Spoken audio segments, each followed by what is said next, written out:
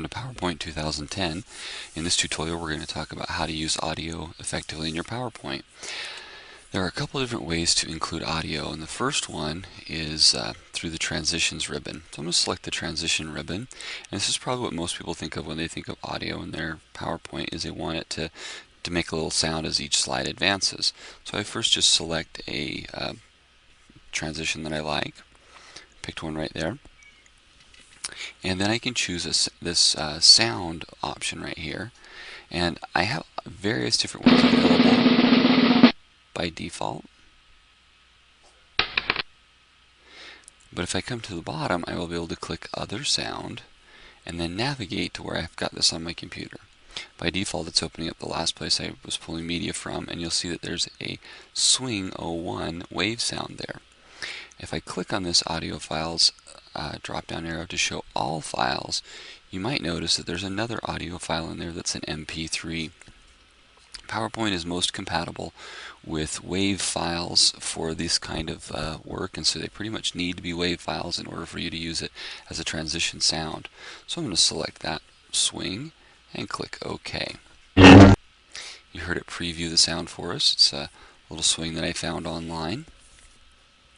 And so when I advance to this slide in the slideshow, or I begin the slideshow from this slide, you'll hear that audio and my transition will happen. I'm going to escape out of PowerPoint, the full screen view, so we can take a look at the other way to include audio in your PowerPoint. The second way you can do this is if you go to the Insert ribbon, clear on the right hand side, there's a little audio icon. I'm going to click that, and by default it's going to go to the same place I was most recently getting media from, and it will show me the different ones that are available. Now notice I could put the swing file in that way, and so that I can have a little bit more control over how I use it. But there's also this one here that's an MP3 file, and I'm going to choose that one and insert it. And when I do that, it's going to create an icon for me and a little media toolbar, media management toolbar. I prefer to put these audio icons up in a corner, kind of out of the way. And so let's take a look at that full screen. There's my transition sound, my transition effect happens. It's bringing up the other items, and then when I mouse over this, I get this toolbar that lets me hit play. Mouse over it again, and I can hit, after I mouse over it again, I can bring that up again and hit pause. I also have options to adjust the volume and a few other things. Now you notice because of where I have it, it's kind of a little bit hard to use, but the reason I like that is another way you can use that is to actually take this icon and just set it right off of the actual slide screen. And I'm going to make a change on this as well. Here in the audio tools, there are two different ones. The format lets you change the way that this icon looks and appears. That can be useful and helpful for some things. But I'm also going to show you the playback one, which I like quite a bit. Now in the tutorial on videos, we saw most of the same kinds of things.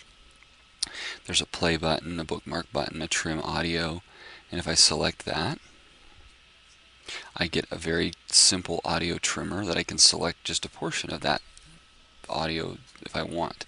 That might work for a longer podcast I wanted to include only 10 minutes of. I'm going to close that.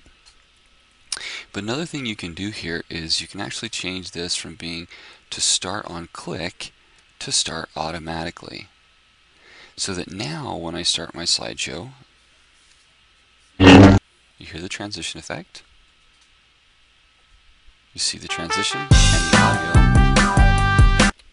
The audio starts and will play automatically, and it'll play through until it finishes or ends, or I tell it to do something else. That something else is available in the animation ribbon. The animation ribbon is kind of not the place you'd first look for this, but if you open the animation pane, one of the things you'll see is that whenever we insert media in PowerPoint, especially that media like audio or video, it creates an animation effect. So if I choose this drop down arrow, I can choose the effect options, and here is a place I can actually tell this to play after multiple slides. I can also look at the timing and change how the timing works. I can tell it to repeat some number of times. If I want it to repeat a certain number of times a sound, and I can use the audio settings to enhance it and choose some other items. Now it's funny that this happens because another feature of this is, in order to do the whole effect of what I want to do, if I need to set that. Go to my effect options. I want this to continue and to stop after 2 slides. So it'll play through 2 slides. But one of the other parts of this is I'm going to select my audio to bring up my playback, and there's a loop until stopped. So it'll just keep running that audio until I get through those 2 videos. So this is only a 15-second audio. Let's take a look at how that works. I'm going to hit the slideshow button.